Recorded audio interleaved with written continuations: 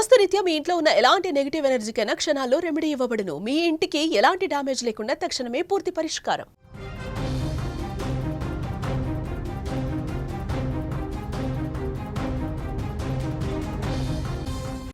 తెలుగు రాష్ట్రాల్లో సంచలనం సృష్టించిన పైరసీ వెబ్సైట్ ఐబొమ్మ కీలక సూత్రధారి ఇమ్మడి రవి కేసులో హైదరాబాదు నాంపల్లి కోర్టు కీలక ఆదేశాలు జారీ చేసింది. కేసు దర్యాప్తులో కీలక విషయాలు రాబట్టడానికి తెలుసుకోవటానికి రవిని 7 రోజుల కస్టడీకి ఇవ్వాలని కోరుతూ సైబర్ క్రైమ్ పోలీసులు నాంపల్లి కోర్టులో పిటిషన్ వేశారు. అయితే కోర్టు కస్టడీకి 5 రోజులకి అవకాశం కల్పించింది. పోలీసు కస్టడీ పిటిషన్ విచారించిన న్యాయస్థానం పోలీసుల అభ్యర్థన మేరకు 5 రోజుల కస్టడీకి అనుమతిస్తూ ఉత్తర్వులు జారీ చేసినటువంటి పరిస్థితి. ఈ ఆదేశాల నేపథ్యంలో పోలీసులు త్వరలోనే రిమాండ్లో ఉన్న రవిని తమ కస్టడీకి తీసుకుని పూర్తి స్థాయిలో విచారణ ప్రారంభించబోతున్నారు. ఈ 5 రోజుల కస్టడీ విచారణలో పోలీసులు ప్రధానంగా చాలా విషయాల మీద దృష్టి పెట్టే అవకాశం కనిపిస్తుంది. ఎందుకంటే సినిమా ఇండస్ట్రీకి సంబంధించి గత కొన్ని సంవత్సరాలుగా ఇండస్ట్రీలో కొత్త సినిమాలన్నింటినీ కూడా హ్యాక్ చేసి పైరసీ చేసి ఐబొమ్మ వెబ్సైట్లో పెట్టి తీవ్ర నష్టాన్ని కలగజేస్తున్నటువంటి ఇమ్మడి రవి అరెస్ట్ అయినటువంటి నేపథ్యంలో ఈ పైరసీ అసలు ఏ విధంగా చేసేవాడు, ఎప్పటి నుంచి స్టార్ట్ చేశాడు, అసలు ఇది ఎలా స్టార్ట్ అయింది, ఎలాంటి సాఫ్ట్వేర్ యూజ్ చేసేవాడు, ఏ విధంగా హ్యాక్ చేసేవాడు, పూర్తి స్థాయిలో వివరాలు రాబట్టే విధంగా ప్రయత్నం జరగబోతోంది. 5 రోజుల పాటు కస్టడీకి తీసుకుని ఈ 5 రోజులు సరిపోకపోతే ఇంకొన్ని రోజులు కూడా కస్టడీ పొడిగించే అవకాశం అయితే కనిపిస్తోంది. ఎందుకంటే అన్ని కీలక ప్రశ్నలు అంత సీరియస్గా అంత లోతుగా చేయాల్సినటువంటి అవసరం ఉంది. పోలీసులు ఈ కేసుని చాలా సీరియస్గా తీసుకున్నటువంటి పరిస్థితి ఉంది. అయితే ఇమ్మడి రవి విచారణ సందర్భంగా కస్టడీకి తీసుకుని విచారణ సందర్భంగా చాలా కీలకమైనటువంటి అంశాలు ప్రశ్నించే అవకాశం కనిపిస్తుంది. కొన్ని కీలకమైనటువంటి ప్రశ్నలు పోలీసులు సంధించబోయే ప్రశ్నలు ఈ వీడియోలో మీకు వివరించే ప్రయత్నం చేస్తా. మొదటిగా నువ్వు అసలు ఈ పైరసీని ఎప్పుడు స్టార్ట్ చేసావో, ఎలా స్టార్ట్ చేసావు, నీకు ఈ ఆలోచన ఏ విధంగా వచ్చింది, తర్వాత ఇక్కడ ఈ పైరసీ చేసే క్రమంలో నువ్వు ఎలాంటి సాఫ్ట్వేర్ వాడావు, అలాగే డొమైన్స్ ఎక్కడెక్కడ ఉన్నాయి. పోలీసులు ఇప్పుడు ప్రాథమికంగా వస్తున్న సమాచారం కరీబియన్ దీవుల్లో ఒక డొమైన్ క్రియేట్ చేశాడు, హైదరాబాద్ అమీర్పేటలో ఒక డొమైన్ క్రియేట్ చేశాడు. అదేవిధంగా ఆ డొమైన్స్ ద్వారా ఆ ప్రత్యేకమైనటువంటి సాఫ్ట్వేర్ ద్వారా కొత్త సినిమాలు, అది తెలుగా, తమిళమా, మలయాళమా, హిందీనా, హాలీవుడ్డా, వీటితో సంబంధం లేకుండా ప్రేక్షకులు ఏ సినిమాల మీద అయితే ఇంట్రెస్ట్ చూపిస్తారో, ఏవైతే కొంత పాపులర్ సినిమాలు ఉంటాయో, ఏవైతే పాపులర్ హీరోస్కి సంబంధించిన సినిమాలు ప్రేక్షకులు కోరుకుంటారో అవి ఇట్లా రావటం ఆలస్యం. కొన్ని అయితే రిలీజ్ కాకముందు కూడా ఐబొమ్మలో ప్రత్యక్షమైనటువంటి సందర్భాలు కూడా కొన్ని ఉన్నాయి. కొన్ని ఓటీటీ ప్లాట్ఫామ్స్లో ఇలా వచ్చిందో లేదో గంటల వ్యవధిలో ఐబొమ్మ వెబ్సైట్లో ప్రత్యక్షమైపోతున్నటువంటి పరిస్థితి ఉంది. ఎప్పుడెప్పుడు ఓటీటీలో రిలీజ్ అవుద్దా అని చెప్పి చాలామంది వెయిట్ చేసేవాళ్ళు. కానీ ఓటీటీలో రిలీజ్ అయిన గంటకే ఇక్కడ ఐబొమ్మలో ప్రత్యక్షమైందంటే అతని టీం కూడా ఎంత వేగంగా పనిచేస్తున్నది కూడా ఇక్కడ చాలా క్లియర్గా అర్థమవుతుంది. సో ఈ పైరసీని ఎట్లా స్టార్ట్ చేశాడు, ఎప్పుడు స్టార్ట్ చేశాడు, దేంతో స్టార్ట్ చేశాడు, ఏ సాఫ్ట్వేర్స్ వాడాడు, ఇతర టెక్నాలజీకి సంబంధించి మంచి పట్టున్నటువంటి నేపథ్యం ఉంది ఇమ్మడి రవికి. సో డెఫినెట్గా ఎలా చేశాడన్నది, ఏ సాఫ్ట్వేర్ నుంచి చేశాడన్నది కొంత ఇన్ఫర్మేషన్ ఉంది. దాన్ని ఇంకా క్లియర్గా పూర్తి స్థాయిలో ఇన్ఫర్మేషన్ రాబట్టబోతున్నారు ఈ కస్టడీ ద్వారా. ఇంకా రెండోది, అసలు ఎన్ని సినిమాలు అతని దగ్గర ఉన్నాయి, ఎంత డేటా ఉంది, మొత్తం ఎప్పటి నుంచో. మొన్న సజ్జనార్ గారు చెప్తూ ఉన్నారు 1970s హాలీవుడ్లో వచ్చినటువంటి గాడ్ ఫాదర్ సినిమా నుంచి మొన్న లేటెస్ట్గా పవన్ కళ్యాణ్ హీరోగా నటించినటువంటి ఆ ఓజీ సినిమా వరకు, అంటే లేటెస్ట్ వర్షన్స్ దగ్గర నుంచి పాత సినిమాలు, సూపర్ హిట్ సినిమాలు, అన్ని భాషల సినిమాలు కూడా కొన్ని వేల సినిమాలు సేకరించినటువంటి పరిస్థితి. సో ఇవన్నీ ఏ విధంగా కలెక్ట్ చేశాడు, ఇతని దగ్గర ఎంత డేటా ఉంది, ఇవన్నీ కూడా క్లియర్గా ఇన్ఫర్మేషన్ తీసుకోబోతున్నారు. ఇప్పటికే మన దేశంలో ఈ ఐబొమ్మ పూర్తిగా క్లోజ్ అయిపోయినటువంటి పరిస్థితి ఉంది. సో ఇంకా భవిష్యత్తులో ఇది ఇంకా రాకుండా ఉండేందుకు వాళ్ళ టీంకి సంబంధించి కూడా ఎవరైనా ఉన్నారా దీన్ని కూడా కనుగొనే ప్రయత్నం చేస్తున్నారు. భవిష్యత్తులో ఎక్కడ కూడా పైరసీ చేయాలంటే భయపడే విధంగా పోలీసు యంత్రాంగం అంత సీరియస్గా దీని మీద పనిచేస్తున్నట్టుగా తెలుస్తోంది. ఇక అతని సంపాదనకు సంబంధించి పెద్ద ఎత్తున చర్చ జరుగుతోంది. అతన్ని సిసిఎస్ పోలీసులు అరెస్ట్ చేసిన తర్వాత కూకట్పల్లిలో అతని నివాసంలో సోదాలు చేసినప్పుడు చాలా వరకు మొబైల్ ఫోన్స్ కావచ్చు, కంప్యూటర్స్ కావచ్చు, ల్యాప్టాప్స్ కావచ్చు, వీటన్నిటిని కూడా స్వాధీనపరుచుకున్నారు. అయితే 3 కోట్ల రూపాయలు అతడి ఖాతాల్లో సీజ్ చేశారు. ఇంకా అతను లావాదేవీలు ట్రాన్సాక్షన్స్ గత కొన్నేళ్లుగా ఇతను ఐబొమ్మ స్టార్ట్ చేసిన దగ్గర నుంచి మొత్తం ట్రాన్సాక్షన్స్ మీద పోలీస్ అధికారులు నిఘా పెట్టారు. మొత్తం వెలికి తీస్తా ఉన్నారు. ఇతని సంపాదన ఎంత, ఎన్ని కోట్ల రూపాయలు. ఇతను పైరసీ చేసి ఐబొమ్మ వెబ్సైట్లో పెట్టి దాని ద్వారా సంపాదించింది 20% అని తెలుస్తుంది.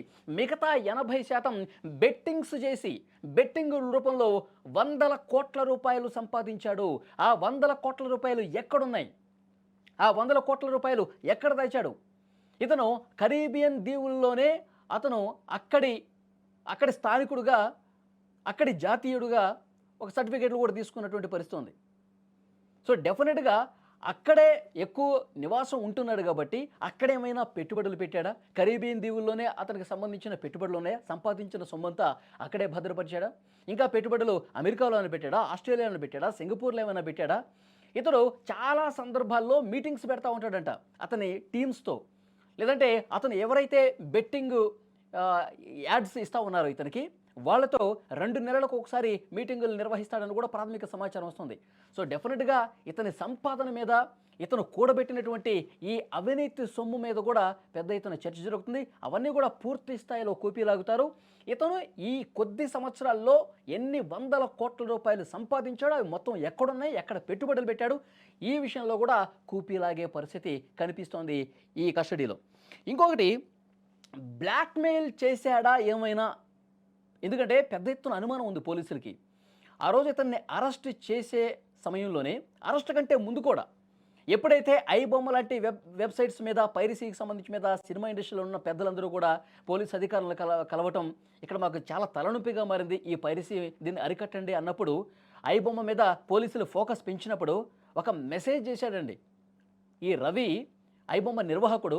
ఆ మెసేజ్లో, మీరు మా మీద ఫోకస్ పెట్టకండి, మీరు మా వెబ్సైట్ని సీరియస్గా తీసుకోకండి, మా పైరసీ వెబ్సైట్ని మీరు లైట్ తీసుకోండి, లేదు అంటే కనుక మీరు మా మీద ఫోకస్ పెడితే కొన్ని వేల మంది డేటా నా దగ్గర ఉంది.